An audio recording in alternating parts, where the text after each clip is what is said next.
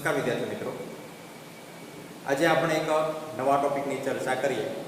ટોપિકનું નામ છે સમસ્થિતિમાન પૃષ્ઠો, અથવા તો બીજી રીતે કેવું કહી શકાય ઇક્વિપોટેન્શિયલ સરફેસ. હવે અહીંયા જે આપણે વ્યાખ્યા આપી છે એ પ્રકારનું જ અહીંયા આપણે પૃષ્ઠ મળશે. ટોપિક થોડોક નવો છે પણ અઘરો નથી. અહીંયા આપણે વ્યાખ્યા પહેલા જોઈએ ને પછી આપણે સમજીએ. આપણે એવું કીધું કે ભાઈ એક સરખું વિદ્યુત સ્થિતિમાન ધરાવતા બિંદુઓમાંથી દરેક બિંદુ એ કેવું છે, એક સરખું વિદ્યુત સ્થિતિમાન છે. આ બિંદુઓમાંથી પસાર થતા કાલ્પનિક પૃષ્ઠને સમસ્થિતિમાન પૃષ્ઠ કહે છે. સમજીએ આપણને ખ્યાલ છે કે ભાઈ કોઈ બિંદુવત વિદ્યુત ભાર હોય તો બિંદુવત વિદ્યુત ભારને લીધે r અંતરે વિદ્યુત સ્થિતિમાનનું સમીકરણ હતું કે v kq/r. આ પણ સમીકરણ હતું, તો આમ પણ લખી શકાય v 1/4πε0 q/r. ધન વિદ્યુત ભાર આપણે રાખી દઈએ, અચળ રાખી દઈએ. આ કિંમત તો અચળ છે તે આપણી પાસે, તો આપણે લખી શકાય v proportional to 1/r. એટલે કે વિદ્યુત સ્થિતિમાન અંતરના વ્યસ્ત પ્રમાણમાં હોય છે. વિદ્યુત ક્ષેત્રથી દૂર જાઓ તે વિદ્યુત સ્થિતિમાન ઘટશે, અને નજીક આવો વિદ્યુત ક્ષેત્રની અંદર આવો તો વિદ્યુત સ્થિતિમાન વધશે. બરાબર. સમસ્થિતિમાન આપણે વાત જોઈ લીધી, કારણ કે આનો ઉપયોગ થશે અહીંયા એટલા માટે. સમસ્થિતિમાન પૃષ્ઠોની અંદર પ્રથમ હું એક ધન વિદ્યુત ભાર લઈ લઉં. બરાબર. અહીંયા છે બિંદુવત વિદ્યુત ભાર, એક ધન વિદ્યુત ભાર લઈ લઉં. આ વિદ્યુત ભારમાં વિદ્યુત ક્ષેત્ર રેખાઓ કેવી હશે? બહાર આવતી દિશાઓની અંદર હશે. બરાબર. નેગેટિવ વીજ ભાર લેવો તો અંદર જતી દિશામાં હશે. તો આવું કંઈક વિદ્યુત ક્ષેત્ર રેખાઓ મને મળે. હવે પાછા વ્યાખ્યાનની અંદર આવતા રહી શું કીધું કે એક સરખું વિદ્યુત સ્થિતિમાન ધરાવતા બિંદુઓમાંથી. હવે આ જે વિદ્યુત ભાર છે એમાંથી અંદરની બાજુ કોઈ પણ બિંદુએ વિદ્યુત સ્થિતિમાનમાં મેળવવું. દાખલા તરીકે મારે આ બિંદુએ વિદ્યુત સ્થિતિમાન મેળવવું છે અહીંયા.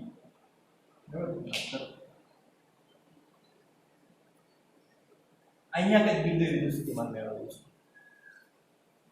તો અહીંયા કીધું છે એક સરખું વિદ્યુત સ્થિતિમાન ધરાવતા બિંદુઓમાંથી પસાર થતો. તો આટલું જે અંતર લીધું છે મેં, આ ધન વિદ્યુત ભાર છે ત્યાંથી આટલું અંતર કંઈક સરખું કઈ દઉં છે.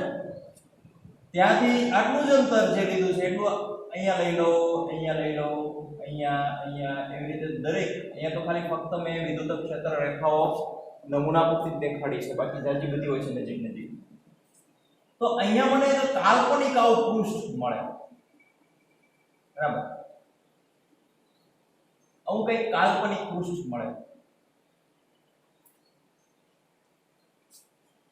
તો અહીંયા જે કાલ્પનિક પૃષ્ઠ મળે છે એ પૃષ્ઠના દરેક બિંદુએ વિદ્યુત સ્થિતિમાન સરખું છે. આ બિંદુએ કારણ કે વિદ્યુત ભારથી તો સરખું અંતર આવે છે. દરેક બિંદુ અહીંયા દરેક બિંદુએ જે છે એ અંતર સરખું છે. તો ત્યાં મને જે છે દરેક બિંદુએ સ્થિતિમાન કેવું હશે? વિદ્યુત સ્થિતિમાન સરખું હશે. એટલે આટલું જે કાલ્પનિક પૃષ્ઠ છે એને કહી શકાય સમસ્થિતિમાન પૃષ્ઠ. તમે કહો એને મારે થોડું અંતર વધારવું છે, કાંઈ વાંધો નહીં, વધારી દઈએ આપણે. અહીંયા કંઈક લઈ લઈએ તો બીજું આપણે આ બિંદુએ દરેક બિંદુએ, તો આવા દરેક બિંદુએ જે છે આપણને કાલ્પનિક પૃષ્ઠ મળે છે.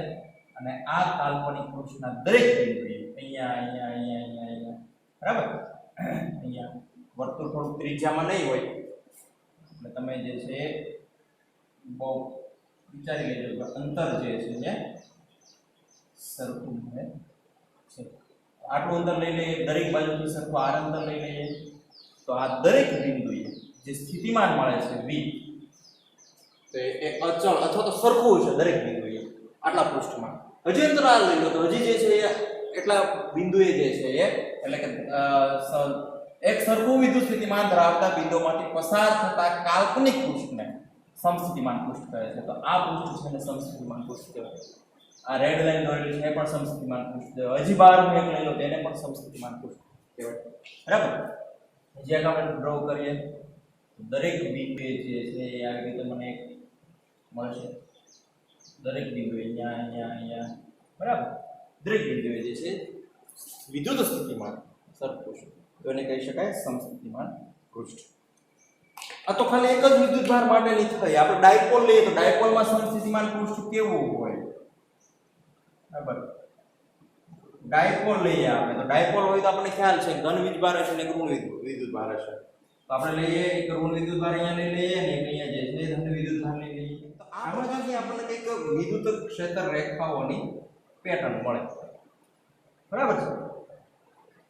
હવે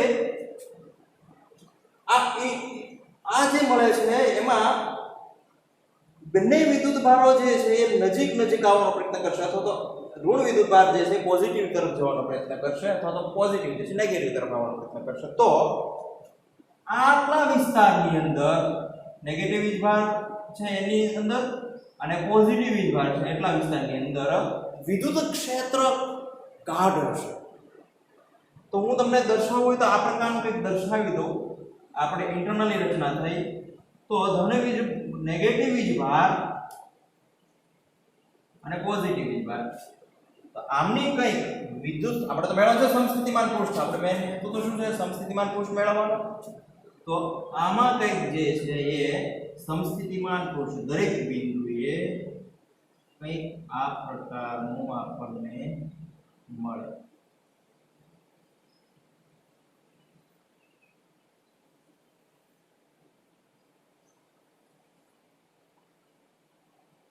બરાબર. એટલે કે જુઓ આટલા વિસ્તારની અંદર અને અહીંયા પણ આટલા વિસ્તારની અંદર પોઝિટિવ અને નેગેટિવ આ બંને વિસ્તારમાં ક્ષેત્રરેખાઓ ખૂબ નજીક નજીક છે. તો ક્ષેત્રરેખાઓ ખૂબ નજીક નજીક છે એટલે શું થશે? ત્યાં વિદ્યુત ક્ષેત્ર ખૂબ પ્રબળ હશે.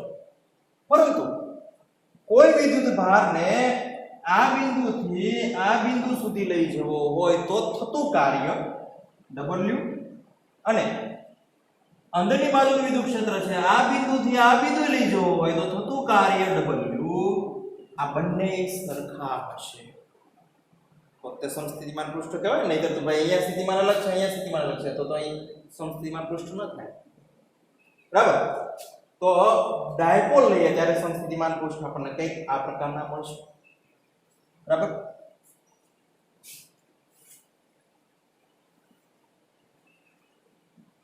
અહીંયા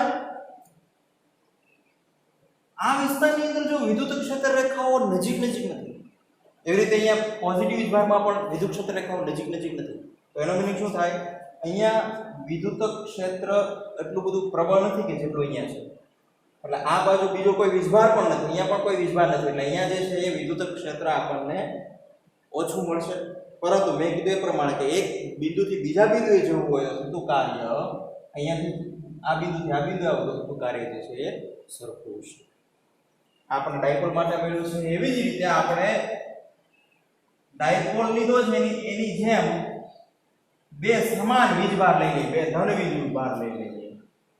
તો લખીએ બે ધન વિદ્યુત ભાર લઈએ ત્યારે આપણને સમસ્થિતિમાન પૃષ્ઠ કેવું મળે? ખ્યાલ છે આપણને ભાઈ બે ધન વિદ્યુત ભારો હોય તો બંનેની વિદ્યુત ક્ષેત્ર રેખાઓ આ પ્રકારનું કંઈક આપણને વિદ્યુત ક્ષેત્રની પેટર્ન મળે. બરાબર. તો આવું પૃષ્ઠ આપણે લઈએ. પૃષ્ઠ એટલે સમતલ લઈને આની અંદર બે એવા દાખલા તરીકે એક કોઈ સમતલ લઈ લઈએ ને અહીંયા કોઈ બે એવા ધન વિદ્યુત ભાર મૂકી દઈએ તો આપણને સ્થિતિમાન કેવું મળે એ આપણે જોવાનું છે. કેમ આપણે એક બિંદુ વિદ્યુત ભાર લીધેલું છે એની જેમ જ. તો આવું પૃષ્ઠ હોય તો વિદ્યુત સ્થિતિમાનની પેટર્ન આપણને કેવી રીતે મળે? જો અહીંયા મેં મેળવી ને એ પ્રકારની તો આપણે લઈએ પોઝિટિવ સેજ દૂર કરી નાખું.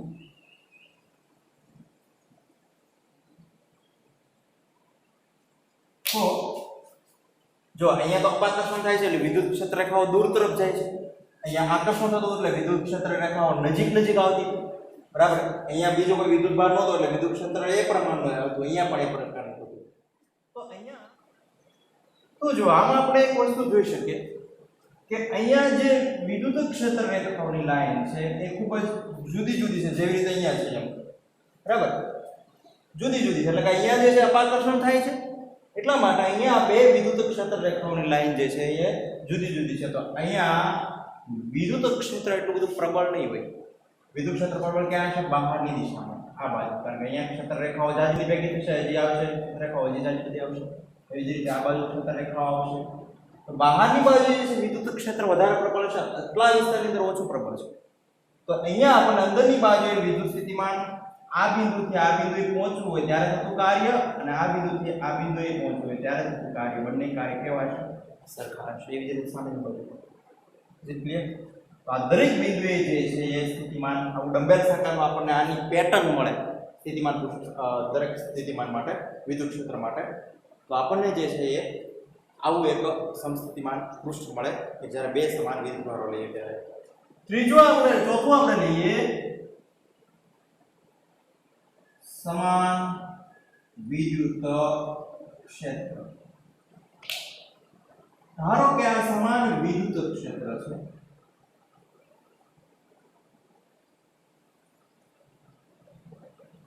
આ સમાન વિદ્યુત ક્ષેત્રમાં આપણે આ બિંદુએ દરેક બિંદુએ સમાન વિદ્યુત ક્ષેત્ર ધારો કે આ જે છે વિદ્યુત ક્ષેત્ર રેખાઓ લાઈન છે અને અહીંયા આપણે વચ્ચે કાલ્પનિક પૃષ્ઠ મૂકી દઈએ. તો આ બિંદુએ અને આ બિંદુએ દરેક બિંદુએ જે છે વિદ્યુત સ્થિતિમાન સરખું છે. તો અહીંયા હું સમતલ લઈ લઉં, કાલ્પનિક સમતલ ડ્રો કરી નાખું તો મને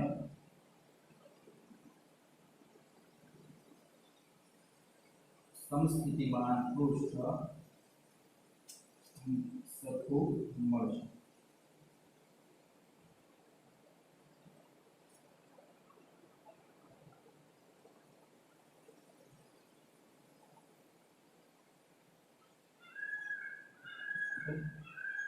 એવી જ રીતે એક કાલ્પનિક પૃષ્ઠ અહીંયા ડ્રો કરી નાખું, અહીંયા પણ મને સમસ્થિતિમાન પૃષ્ઠ મળશે. તો આ પૃષ્ઠના દરેક બિંદુએ આ બિંદુએ અથવા તો આ પૃષ્ઠની અંદર આવતા દરેક બિંદુએ, બરાબર, સ્થિતિમાન કેવું છે? એક સરખું છે. હજી પણ એક આપણે ડ્રો કરી શકીએ. જેટલે આ આપણે વાત કરી સમસ્થિતિમાન પૃષ્ઠોની. તો હવે આપણે સમસ્થિતિમાન પૃષ્ઠની અગત્યતાઓ 4 આપણને આપેલી છે. જોઈએ કે ભાઈ સમસ્થિતિમાન પૃષ્ઠ કેવું હોય. તો પ્રથમ છે કે ભાઈ સમસ્થિતિમાન પૃષ્ઠને વિદ્યુત ક્ષેત્ર હંમેશા લંબ રૂપે જ હોય છે. અહીંયા મેં ખાલી જસ્ટ અમુક પોઈન્ટર લીધા છે. તમારા આખી જે છે એ એપ્લિકેશન યાદ રાખવાની રહેશે, બરાબર. શું કીધું છે કે ભાઈ સમસ્થિતિમાન પૃષ્ઠને વિદ્યુત ક્ષેત્ર હંમેશા લંબ રૂપે હોય છે. તો આપણે એ સાબિત કરવાનું છે કે ભાઈ લંબ રૂપે કેમ હોય, બરાબર. તો જો એને શું કીધું ભાઈ આ વિદ્યુત ક્ષેત્ર છે, આ સમસ્થિતિમાન પૃષ્ઠ છે, આપણું શું છે? સમસ્થિતિમાન પૃષ્ઠ. તો આ વિદ્યુત ક્ષેત્ર દરેક બિંદુએ વિદ્યુત ક્ષેત્ર હંમેશા જે છે સમસ્થિતિમાન પૃષ્ઠને લંબ હશે. અહીંયા 90 ડિગ્રી છે, અહીંયા 90 ડિગ્રી છે, એટલે કે આટલો વિસ્તાર આપણે લઈ લઈએ, આટલો નાનો સૂક્ષ્મ ખંડ ડેલ્ટા એલ લઈ લઈએ. તો ડેલ્ટા એલ અને વિદ્યુત ક્ષેત્ર, તો આ જે છે એંગલ બનશે એટલો 90 ડિગ્રી છે. અહીંયા પણ જે છે નાનો સૂક્ષ્મ ડેલ્ટા એલ ખંડ લઈ લઈએ અને આ વિદ્યુત ક્ષેત્ર છે આપણું. તો આ વિદ્યુત ક્ષેત્ર અને ડેલ્ટા એલ ખંડ વચ્ચે જે છે શૂન્ય હશે. અહીંયા વિદ્યુત ભાર છે, આપણું વિદ્યુત ક્ષેત્ર છે. એવી રીતે દરેક બિંદુએ, બરાબર. તો આપણે સાબિત કરીએ કે ભાઈ કેમ એમ. તો આપણને ખ્યાલ છે કાર્ય બરાબર અથવા વિદ્યુત સ્થિતિમાન બરાબર શું હતું આપણી પાસે? કે ભાઈ delta V is equal to એકમ વિદ્યુત ભાર પર થતું કાર્ય હતું. તમારે કાર્ય મેળવવું તો કાર્ય બરાબર શું થાય? W is equal to delta V into Q. આ સમીકરણનો મારે ઉપયોગ કરવાનો છે. તો આ બિંદુએ વિદ્યુત સ્થિતિમાન, આ બિંદુએ દરેક બિંદુએ વિદ્યુત સ્થિતિમાન કેવું હશે? સરખું હશે, બરાબર. દરેક બિંદુએ વિદ્યુત સ્થિતિમાન સરખું હશે. તો હું વિદ્યુત સ્થિતિમાનનો તફાવત લઉં. જો અહીંયા એટલા માટે મેં ડેલ્ટા વી દર્શાવ્યું છે કે ભાઈ આ બિંદુએ વિદ્યુત સ્થિતિમાન કંઈક VA છે અને આ બિંદુએ વિદ્યુત સ્થિતિમાન VB છે. तो डेल्टा V इज इक्वल टू अंतिम प्रारंभिक delta VAB is equal to delta VB minus VA। परंतु अहींया विद्युत स्थितिमान सरखुं छे, अहींया विद्युत स्थितिमान सरखुं छे, तेथी शुं लखी शकाय? VA is equal to VB is equal to V लखी शकाय ने? तेथी शुं थशे? Delta V is equal to 0, कारण के अहींया VB मूकी दो એટલે 0 એટલે કહેવાનો મીનિંગ શું છે? આ તો આપણે થિયોરેટિકલી સાબિત કર્યું, સમજવાનું છે આપણે। સમજવાનું શું છે કે ભાઈ આ બિંદુએ વિદ્યુત સ્થિતિમાન સરખું છે। દાખલા તરીકે આ 10 વોલ્ટનું વિદ્યુત સ્થિતિમાન પૃષ્ઠ છે, આપણે એમ ધારીએ, બરાબર। આ પૃષ્ઠ પર દરેક બિંદુએ કેટલા હશે? 10 વોલ્ટ, બરાબર। અંદરની બાજુ પણ એવું એક પૃષ્ઠ લઈ શકાય આપણે, એવું જરૂર નથી। અહીંયા ધારો કે 15 વોલ્ટનું વિદ્યુત સ્થિતિમાન છે, તમે એમ કહેશો સાહેબ અંદર જઈએ તો ઘટવું જોઈએ ને, પણ હકીકતમાં અંદર જઈએ તો વિદ્યુત ક્ષેત્ર વિરુદ્ધ કામ કરવું પડે, વધારે કામ કરવું પડે, એટલે સ્થિતિ ઉર્જા વધારે મળશે, વધારે સ્થિતિ ઉર્જા મળે તો વિદ્યુત સ્થિતિમાન પણ આપણને વધારે મળશે, કાર્ય વધારે થશે, બરાબર। તો અહીંયા પણ વિદ્યુત સ્થિતિમાન આ 15 વોલ્ટનું છે, આ 10 વોલ્ટનું છે, બરાબર। આપણે જો કે આગળ સમજવામાં ખૂબ ઉપયોગી થશે, મને કરતા દોરી જ નાખું અલગ કલરથી। તો અહીંયા આપણી પાસે બે સમસ્થિતિમાન પૃષ્ઠ છે, એક 10 વોલ્ટનું અને એક 15 વોલ્ટનું। આ 10 વોલ્ટનું એટલે શું દર્શાવે છે? અહીંયા આ બિંદુએ તમે જશો તો પણ 10 વોલ્ટ, અહીંયા જશો તો પણ 10 વોલ્ટ, અહીંયા જશો તો પણ 10 વોલ્ટ, અહીંયા જશો તો પણ 10 વોલ્ટ। તો હું અહીંયા આ બિંદુએ 10 વોલ્ટ છે, અહીંયા 10 વોલ્ટ છે, બંનેનો તફાવત લઈ લો ડેલ્ટા V, તો અંતિમ માઇનસ પ્રારંભિક 10 - 10 0 થઈ જવાનું, એટલે વિદ્યુત સ્થિતિમાનનો તફાવત મને શું મળે છે? 0। જો વિદ્યુત સ્થિતિમાનનો તફાવત મને 0 મળતો હોય તો થતું કાર્ય W ઇઝ ઇક્વલ ટુ શું થાય? W ઇઝ ઇક્વલ ટુ અહીંયા તો શું છે મારી પાસે? ડેલ્ટા V ઇન્ટુ Q, એટલે ડેલ્ટા V બરાબર શું છે? 0 ઇન્ટુ Q એટલે શું થાય? 0, because reason of delta V is equal to 0। Is it clear? કાર્ય 0 મળ્યું, આપણે તો શું મેળવવાનું છે? સાબિતી હકીકત શું છે કે ભાઈ આ વિદ્યુત ક્ષેત્ર રેખાઓ હંમેશા સમસ્થિતિમાન પૃષ્ઠને લંબ હોય એટલે કે 90 ડિગ્રી હોય એવું આપણે સાબિત કરવાનું છે। પરંતુ આપણી પાસે કાર્યનું બીજું સમીકરણ હતું, W is equal two dl, એટલે કે વિદ્યુત ક્ષેત્ર અને સૂક્ષ્મ ખંડ છે બંને વચ્ચેનો ખૂણો દર્શાવતું એક સમીકરણ હતું આ વિદ્યુત ક્ષેત્ર સાથેનું। આ સદિશ સ્વરૂપે મળ્યું, એને હજી છૂટું પાડીએ તો આપણને કંઈક મળે, W is equal two E dl cos theta, બરાબર। જ્યાં dl અને આ જ્યાં થીટા એ શું દર્શાવે છે? વિદ્યુત ક્ષેત્ર E અને dl વચ્ચેનો ખૂણો, એટલે કે અહીંયા વિદ્યુત ક્ષેત્ર રેખાઓ છે, આ છે વિદ્યુત ક્ષેત્ર R, અને અહીંયા મેં સૂક્ષ્મ ખંડ dl ધારી લીધેલો છે, આ dl, અહીંયા પણ dl છે, તે બંને વચ્ચેનો ખૂણો દર્શાવે છે। મેળવીએ ખૂણો કેટલો હોય? આપણને કાર્ય બરાબર તો શું મળ્યું? 0 મળ્યું ને, બરાબર। અને સમીકરણ 1 નામ આપી દઈએ, અને સમીકરણ 2 નામ આપી દઈએ, અને આને 3। કાર્ય બરાબર આપણે 0 મળ્યું, તેથી આ સમીકરણ 4 ની અંદર W ઇઝ ઇક્વલ ટુ 0 મૂકીએ તો આપણને મળશે 0 is equal two E dl cos theta. આખું પદ જે છે એને નીચે લઈ લો, પરંતુ અહીંયા કન્ડિશન મૂકવી પડે, E naught is equal to 0, dl naught is equal to 0, કારણ કે વિદ્યુત ક્ષેત્ર પણ છે અને કંઈક ખંડ પણ, સૂક્ષ્મ ખંડ પણ ધારેલો છે, તેથી શું થશે? cos theta is equal to 0, અને નીચે લઈ લઈએ આપણે, બરાબર। અહીંયા cos theta is equal to 0 મળો, પણ અહીંયા મારે કંઈક cos ની કિંમત, cos ની એવી કઈ કિંમત લો જેથી કરીને મને 0 મળે, cos 90, બરાબર। એટલે cos theta is equal two cos 90 degree, બરાબર। cos જતા રહેશે એટલે theta is equal two 90 degree મને મળશે, theta is equal two 90 degree મને મળશે, અથવા તો આમ પણ લખી છે થીટા ઇઝ ઇક્વલ ટુ π/2। તો આ શું મળ્યું કે ભાઈ વિદ્યુત ક્ષેત્ર અને dl અથવા તો સમસ્થિતિમાન પૃષ્ઠ વચ્ચેનો ખૂણો કેવો હોય છે? 90 અથવા તો π/2, બરાબર। તો આપણે સાબિત થઈ ગઈ પહેલી કન્ડિશન, બરાબર, સમસ્થિતિમાન પૃષ્ઠની અગત્યતા, ખબર પડી કે નહીં? બીજી કન્ડિશન આપણી એ છે કે ભાઈ સમસ્થિતિમાન પૃષ્ઠમાં વિદ્યુત ભાર વડે થતું કાર્ય હંમેશા 0 એમાં જોયું ભાઈ કોઈ પરીક્ષણ વિદ્યુત ભારને આ સમસ્થિતિમાન પૃષ્ઠની અંદર મૂકવામાં આવે તો આ પૃષ્ઠની અંદર કોઈ પણ બિંદુએ, બરાબર, થતું કાર્ય કેવું છે?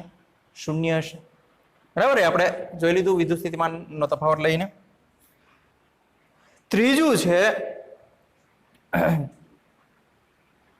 સોરી આ જે છે આપણું ત્રીજું મેં તમને વાત કરી દીધી. હા, બીજું જોઈએ આપણે બે પૃષ્ઠો વચ્ચેનું વિદ્યુત ક્ષેત્ર કેવું હોય. ધારો કે અહીંયા કંઈક વિદ્યુત ક્ષેત્ર રેખાઓ છે. આ વિદ્યુત ક્ષેત્ર રેખાઓની અંદર એક સમસ્થિતિમાન પૃષ્ઠ આપણે લઈ લઈએ અને એક સમસ્થિતિમાન પૃષ્ઠ આપણે અહીંયા લઈ લઈએ. તો આ બે સમસ્થિતિમાન પૃષ્ઠો થયા.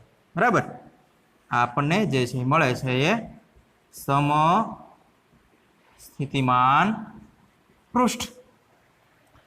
હવે બીજી કન્ડિશન આપણે એ જોઈએ કે ભાઈ બે પૃષ્ઠો વચ્ચેનું વિદ્યુત ક્ષેત્ર કેવું હોય. જો આ બે પૃષ્ઠો સમાન વિદ્યુત ક્ષેત્રની અંદર બે પૃષ્ઠોને મૂકવામાં આવે તો આ બંને પૃષ્ઠો વચ્ચેનું વિદ્યુત ક્ષેત્ર કેવું હશે? આવડો વિદ્યુત ક્ષેત્ર કેવું હશે? અહીંથી આવું સરખું હશે.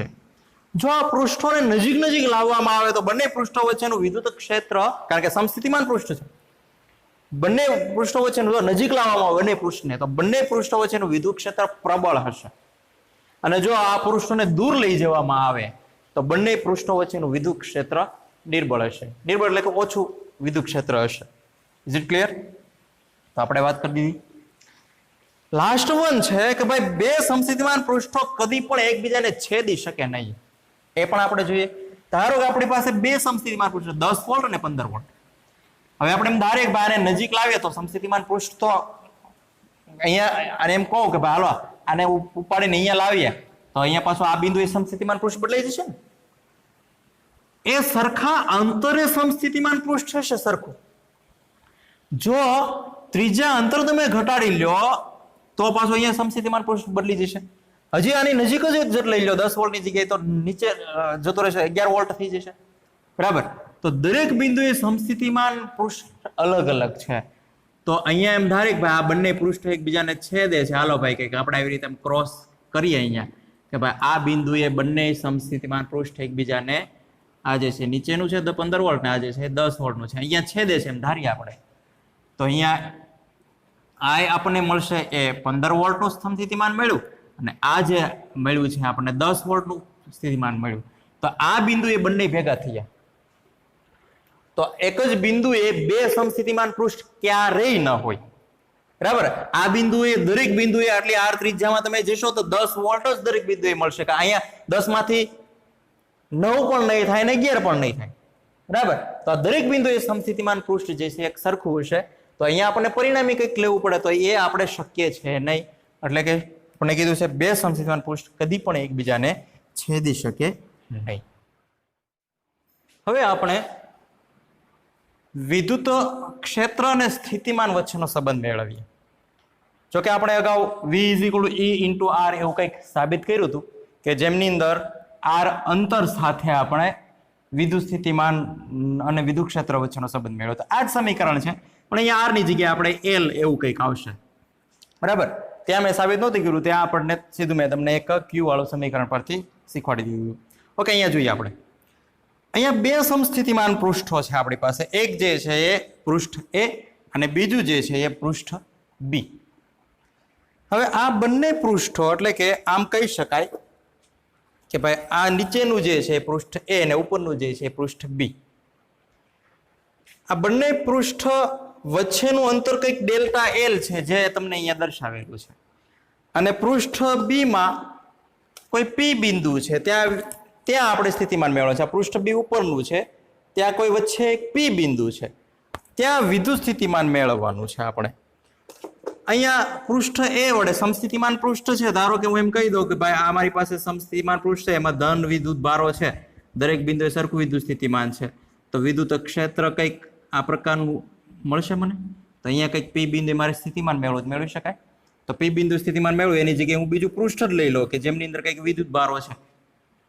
બરાબર, ધન વિદ્યુત ભારો જ રાખીએ હાલો આપણે. તો અહીંયા P બિંદુ સ્થિતિમાન માને શું મળે એ મારે જે છે એ મેળવવાનું છે. હવે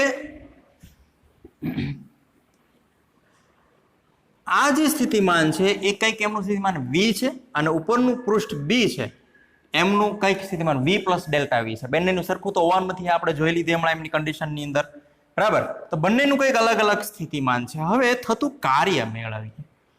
તો જ્યારે એકમ ધન વિદ્યુતભારને એ પૃષ્ઠથી બી પૃષ્ઠ તરફ જઈએ તો થતું કાર્ય W is equal to E into DL જેટલું કાર્ય થાય. પણ અહીંયા મારી પાસે સ્થાનાંતર કેટલું છે? Delta L. એટલે આવું કંઈક મને સમીકરણ મળે. તમે એમ કહેશો કે ભાઈ આપણે W is equal two F into D જ ભણ્યા છીએ, તો એકમ વિદ્યુત ભાર પર થતું કાર્ય મેળવવું હોય તો F અપોન Q લખી શકાય. F upon Q is equal two શું થાય? વિદ્યુત ક્ષેત્ર, બરાબર. એટલે આ કાર્ય મળે ને મને. તો આ થતું કાર્ય મારે મેળવવું. એ પૃષ્ઠ પર હોઈએ ત્યારે થતું કાર્ય આપણી પાસે, ત્યારે કંઈક જે છે થતું કાર્ય, અને બી પૃષ્ઠ પર હોઈએ ત્યારે થતું કાર્ય આપણે લઈએ તો થતું કાર્ય W ઇઝ ઇક્વલ ટુ શું મળે મને? વી એ પૃષ્ઠ પર હોય ત્યારે એ જેટલું કાર્ય કંઈક થશે એટલે વી એ સ્થિતિમાન હશે, અને બી પૃષ્ઠ પર જઈએ ત્યારે જે છે સ્થિતિમાન જે છે મને મળે વી ઇઝ ઇક્વલ ટુ, જો કે અહીંયા આપણે મેળવી લીધેલ છે already, W is equal to E into DL માં. ઈ ઇન્ટુ ડીએલ ની અંદર W ઇઝ ઇક્વલ ટુ અહીંયા કિંમત મૂકી દો તો મને શું મળે? ઈ ઇન્ટુ, અને સમીકરણ નામ આપી દઈએ, સમીકરણ 1 અને સમીકરણ 2. સમીકરણ 1 અને 2 પરથી શું થાય? W ઇઝ ઇક્વલ ટુ કિંમત મૂકી દો VA માઇનસ VB, પણ અહીંયા હું પહેલા લખી નાખું ઈ ઇન્ટુ DL, ડેલ એલ પણ કહી શકાય, is equal two VA minus VB, VA minus VB, E into del L is equal two VA બરાબર શું છે? V માઇનસ VB બરાબર શું છે? V પ્લસ ડેલ્ટા V, બરાબર. પ્લસ ડેલ્ટા V એનો મિનિંગ એ છે કે ભાઈ કંઈક આ સ્થિતિમાન છે V જેટલું, એના કરતાં કંઈક થોડુંક વધારે છે. આ 10 વોલ્ટનું હોય તો આ 9 વોલ્ટનું છે, બરાબર. એવી રીતે આપણે, અથવા તો 11 વોલ્ટનું છે, 12 વોલ્ટનું છે, એવી રીતે લઈ શકાય. તો સદરૂપ આપો શું થાય? V માઇનસ ડેલ્ટા V ઈ ઇન્ટુ ડેલ એલ, આવું કંઈક મળે. VV કેન્સલ થઈ જાય એટલે ઈ is equal two minus delta V upon delta L. વિદ્યુત ક્ષેત્રનું આ ઋણ મૂલ્ય જે દર્શાવે છે એને કહેવામાં આવે છે વિદ્યુત સ્થિતિમાન પ્રાચલ. આપણે જેવી રીતે ધોરણ 11 ની અંદર તાપમાન પ્રાચલ જોયો હતો એવી જ રીતે ડેલ્ટા ટી બાય ડીટી સમયને અનુરૂપ જોયું હતું ને, તો અહીંયા જે છે મને દર્શાવે છે એને કહેવામાં આવે છે, હજી મૂલ્ય લઈ લો તો is equal to under mod del V upon del L, બરાબર. તો વિદ્યુત સ્થિતિમાન પ્રાચલ કહેવામાં આવે છે E is equal to under mod del V upon del L, બરાબર. એમનો તફાવત છે ડીવી અપોન પણ લખી શકાય. ઘણી વખત એવા એક્સરસાઇઝ આવે આપણને, તો ઈ ઇઝ ઇક્વલ ટુ અને ડીવી અપોન ડી એલ ના સંદર્ભમાં વિદ્યુત સ્થિતિમાન V is equal to X I plus 2i plus 2x plus 3x square જે કે એવા બંને વિદ્યુત સ્થિતિમાન આપેલા હોય તો એનો એક્સની જગ્યાએ અહીંયા એલ આપી દીધેલો હોય. મેં અહીંયા તો તમારે જે છે અહીંયા એક્સ લેવાનું, અહીંયા એક્સ આપેલો હોય તો અહીંયા એક્સ લેવાનું, બરાબર. એ તો આપણને વિકલન ખ્યાલ છે. તો આ પ્રકારનું જે છે એ વિદ્યુત સ્થિતિમાન પ્રાચલનું સમીકરણ મળે. એકમ જોઈએ એમનો તો એકમ શું થશે? વિદ્યુત સ્થિતિમાન વોલ્ટ, અહીંયા જે છે ડેલ્ટા એલ જે સ્થાનાંતર છે ડેલ્ટા એલ, એટલે અહીંયા આવશે મીટર અથવા વોલ્ટ મીટર ઇનવર્સ, બરાબર. ખ્યાલ આવે છે ને? પારિમાણિક સૂત્ર શું થશે? હોમવર્કની અંદર કરશો ને, બરાબર. તો આટલું જે છે આપણે રાખીએ. વિદ્યુત સ્થિતિમાન સમસ્થિતિમાન પૃષ્ઠો જે છે એ જોયું છે. કાલથી આપણે જે છે નવું સ્ટાર્ટ કરીએ. Okay, best studying.